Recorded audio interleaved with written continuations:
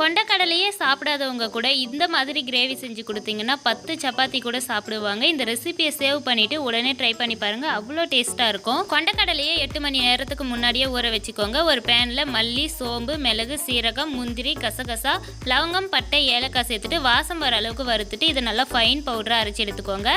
இது கூடவே 2 கையளவுக்கு கருப்பு கொண்டக்கடலை சேர்த்துட்டு கொஞ்சமாக தண்ணி சேர்த்து கொஞ்சம் கொரன்னு அரைச்சி எடுத்துக்கோங்க. குக்கரில் எண்ணெய் சேர்த்துட்டு பிரியாணி ஸ்பைசஸ் சேர்த்துக்கோங்க. இது கூட 2 பச்சை மிளகாய், பொடியாக கட் பண்ணி வச்சிருக்க வெங்காயம், இஞ்சி பூண்டு பேஸ்ட்டு சேர்த்து நல்லா வதக்கிக்கோங்க. அரைச்சி வச்சிருக்க தக்காளி விழுது சேர்த்ததும் தக்காளியோட பச்சை வாசனை போகிற அளவுக்கு நல்லா வதக்கினதும் நம்ம அரைச்சி வச்சிருக்க விழுது இது கூடவே சேர்த்துட்டு நல்லா மிக்ஸ் பண்ணிக்கோங்க.